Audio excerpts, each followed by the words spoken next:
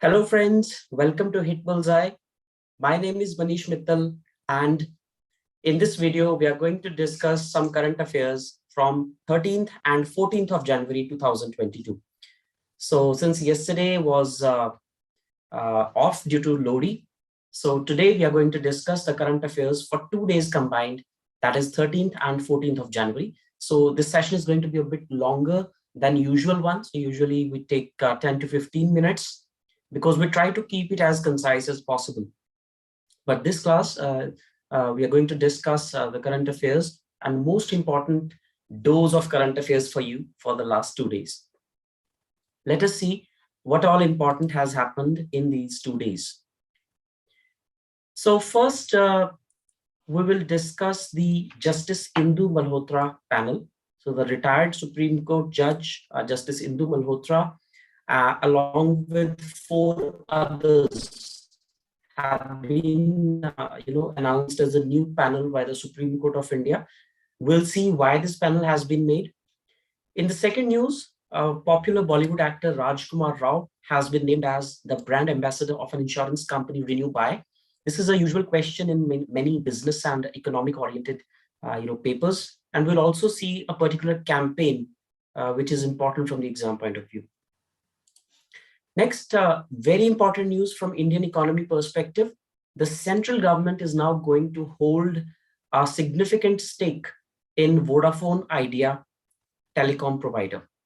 So it's a part of a bigger package by the government of India in which these companies are under a lot of debt, Vodafone Idea and Bharti Airtel. So now the government, in lieu of that, is going to acquire equity stake in these telecom companies.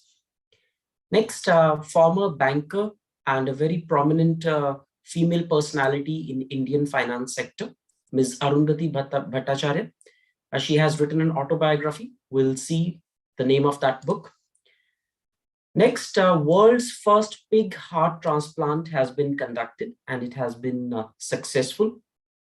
So we'll see where has it happened, why it is pig's heart and not any other animals, something related to science and technology, and what is the name of that person and in which country has that happened. So all those important facts related to this news. Next, 14th of January celebrated in India as Armed Forces Veterans Day. We will see why this day is celebrated as Armed Forces Veterans Day. Then, I think this is the most unfortunate news we're going to discuss today. We have heard about the Delta variant of COVID-19. We're also reeling from the Omicron variant. And now in Cyprus, which is a country in the Mediterranean, a new variant has been detected, which is a combination of both Delta and Omicron, and its name is Deltacron. So it's a new mutation of Omicron virus, which has combined the features of Delta variant as well. And that's why it has been named as Deltacron. We'll have a look at that. And finally, the ISFR report on the status of forests has been released. We will see what progress we have achieved in the last few years as far as the forest cover is concerned. So the first important news is about the Justice Indu Malhotra panel. And the Justice Indu Malhotra panel has been constituted by the Supreme Court to probe the security breach during the visit of Prime Minister Modi to Punjab. So it escalated into a war of words, a lot of statements coming from political personalities. So now to probe this particular matter, the Supreme Court was approached and Supreme Court has now constituted this panel. And the importance of the matter can be gauged from the fact that the head of this panel is going to be a former Supreme Court judge, none other than Justice Indu Malhotra. And the other 4 persons are, number 1, the Inspector General of National Investigation Agency, NIA. Second will be the Director General of Police of the UT of Chandigarh. Third will be the Registrar General of Punjab and Haryana High Court to assist the the panel in various documents. And finally, the additional DGP Security of Punjab. So these 4 and will be headed by Justice Indu Malhotra. Now you must be wondering what is so important about a Prime Minister's security. And many chief ministers have also come out with the statements that a prime minister should not be given that much value and things like that.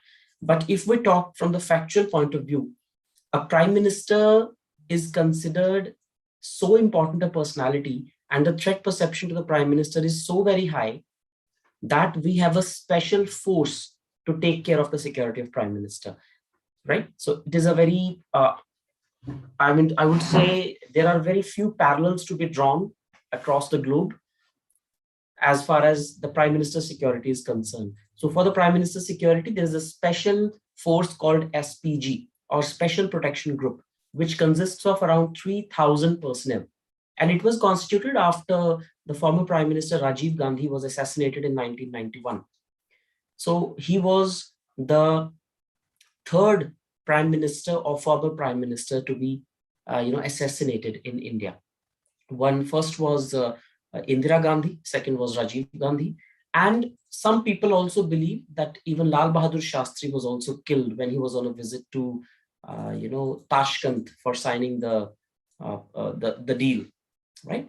So it was due to that high level of perception of threat, as well as the you can say the problems that the economy, the society, and the polity will face in case a serving prime minister is killed. That's why this particular force was created, and it is not only for the serving prime ministers, it is also for the former prime ministers. So now that a breach has been noticed, the functioning of the panel will also try to ascertain how such incidents can be prevented in the future. So there are two things that the panel is going to do. Number one, fixing responsibility for the breach. And number two, it will try to ascertain a standard operating procedure in such circumstances so that they do not recur in the future. So it's not about the life of one person, no matter from which political party the prime minister belongs. Since the person is at the top of the administrative hierarchy in India and is the most powerful person, practically in practical terms under the Constitution of India, his or her life, threat to his or her life or any loss of his or her life can lead to a lot of problems for the economy of India, for the polity of India, for society. It can lead to riots, it can lead to stock market crashes. So the implication of one person's life can be, millions or billions of dollars and thousands of lives. It is in that perspective that one should try to understand the threat perception of a prime minister. And it does not fall into any pre-settled, you can say, category, like we say Y category security, Z category security. The prime minister's security is beyond all of these. That's why a 3,000 odd force is specifically to protect the life of just one person. As you can see in the picture, these black suit dressed gentlemen are the members of the SPG. So now it remains to be seen what the panel, when the panel comes out with its report. And only then we'll try to see this thing from a factual point of view and not from a political point of view. Secondly, in the second important news, Bollywood actor Rajkumar Rao, very well known for his portrayal of an honest man in the movie Newton, which also fetched him a national award, if I'm not wrong. So he is now the brand ambassador of RenewBuy, which is an online insurance platform. And this is just one important point. The second important fact is that this company is on a mission. So it is a 360-degree consumer advertising campaign that highlights consumers' insurance needs. Basically, there are many developed countries where it is mandatory for everyone to get insurance. But in India, we do not give that much importance to the life of citizens that insurance be made mandatory. But in foreign countries, you cannot set foot in many countries outside the airport unless you show them your insurance certificate. Just like in India, we have a mandatory insurance for vehicles. Otherwise, we can get challaned. But for human beings, there is no compulsory insurance. So it is this company's aim to provide every person with this insurance scheme. And its theme is Smart Tech, Right Advice.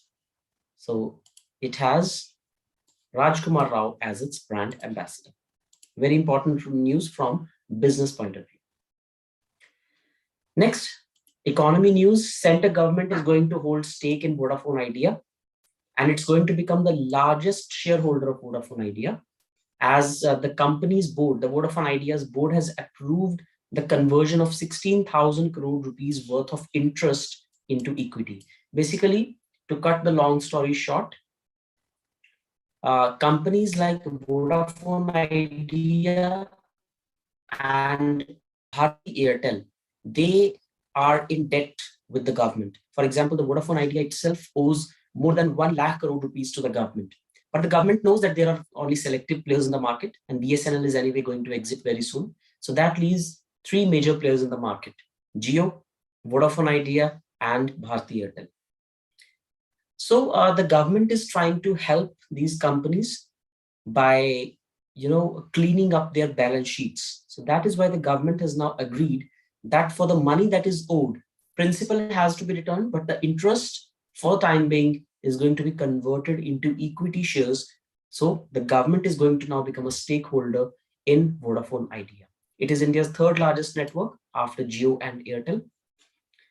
And so this interest is going to be turned into government equity. The principal portion will not be, only the interest portion is going to be. So the Vodafone Idea has accepted a 4-year moratorium as well as the equity conversion, which means the government will now own almost 36% of Vodafone's stake, right? Followed by the Vodafone Group, which holds 28.5%, and 17.8% by Aditya Birla Group, which earlier was the owner of the Idea, the Idea. So now it is Vodafone Idea. So that means the government will emerge as the largest stakeholder with almost 36% stake. But what is even more interesting is that the government has expressed its unwillingness to hold any position in the board of directors. That is very interesting. The government has said that although we are going to become the largest shareholders in this company, but we do not want any position in the board of directors. We do not want to intervene into the functioning of the company. It's all right that we are having this stake, but for the time being, no government functionary or official is going to be a part of the board of directors. So it is the Vodafone Group and the Aditya Birla Group that will continue to take the key decisions for the, you can say, the company. And another interesting fact is that earlier in the memorandum of association of the company, to take the core decisions of the company, the minimum shareholding was 21%. But now, as you can notice, Aditya Birla Group has gone below 21%. So now they have amended it, and now they have replaced it with 13%, 13%. So that both Vodafone Idea, both Vodafone Group and Aditya Birla Group can be the key decision makers in the board, right? So that shows the intent of the government, that they want to clean up the balance sheet, and they want the company to work efficiently, but at the same time, they do not want to burden the company with delays or red tapeism. And that is, fair, because some people may criticize it as too big a leverage to be given to a private company. But if you see it from the perspective of maintaining competition in the market, and how crucial the telecom sector is, there are more than 100 crore wireless connections in India. And if, God forbid, Vodafone India goes bankrupt and it has to be sold, then it will become a duopoly of Airtel and Jio. So that is the situation government is trying to avoid. And that's why the government has gone the extra mile and is trying to accommodate Vodafone Idea. So after this step, the balance sheet will be fairly cleaned, and they can go on investing in the new technologies like 5G and all. Otherwise, they run the threat of becoming irrelevant or outdated. So that's why the government wants that instead of paying interest to the government, these companies should invest in newer technologies so that the future of telecom in India can be bright. That is the whole agenda. Next, a book has come out, which is autobiography of Ms. Arundhati Bhattacharya, the picture of whom you can see on this book cover. And the title of the book is Indomitable, a working woman's notes on life, work, and leadership. So it's a strong title for a book. And she is a retired Indian banker. She was basically the chairperson of the State Bank Group, the largest public sector lender in India. So she was the first ever woman chairperson of State Bank of India. So the book tells her story, as you can notice, on her life as a banker and the difficulties she faced in a male-dominated banking sector. Right now, she is although retired, but she is the chairperson and chief executive officer of Salesforce India, which is a cloud-based software as a service company headquartered in California, United States of America. So post-retirement, she has taken up this role in a private company. And this is the name of her book, which, do not forget, is her autobiography. So she has written it herself. So the name of the book and the author, extremely important.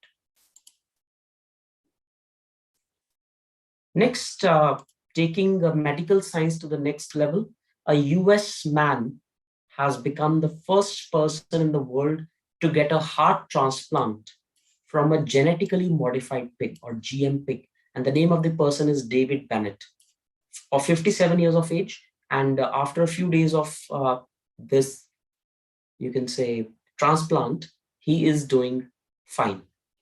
So this is known as xenotransplantation. Xeno means transplanting an animal's organ into a human being is called xenotransplantation.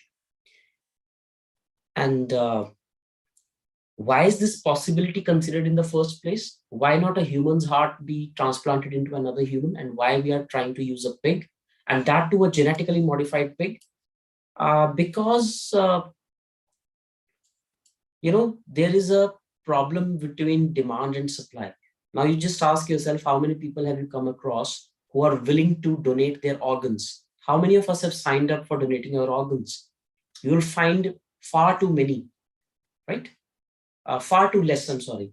So it's very rare, and that's why the doctors are trying to consider it. So they are, creating such animals. And why are pigs becoming important? Because their organs are anatomically similar to those of humans. So the pigs are going to be a preferred choice for the doctors in the years to come, because they are anatomically similar to humans as far as their organs are concerned. So that's why now GM pigs are going to be reared, and their organs are going to be transplanted into the humans. So that's important news in the field of medical science. And xenotransplantation is a word that you're going to remember. Next, so today, 14th of January, has been celebrated as the Armed Forces Veterans Day since 2017, as a mark of respect and recognition to the services rendered by all the armed forces veterans across all the forces like Air Force, Navy, and Army. And this is celebrated in recognition of Field Marshal K.M. Cariappa, who was the first Indian Commander-in-Chief of Armed Forces, and he retired on 14th of January 1953.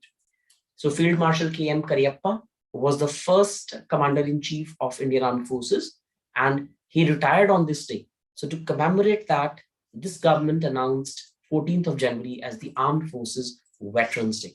So there's a difference between Armed Forces Day and Armed Forces Veterans Day. Armed Forces Day is, observed specifically by all the three forces. There is Army Day, there is Navy Day, and then there is the Air Force Day. But Armed Forces Veterans Day is common to all the armed forces, Navy, Air Force, as well as Army. And since the word veterans is used, that means all the ex-servicemen, all those who have ever served in the armed forces.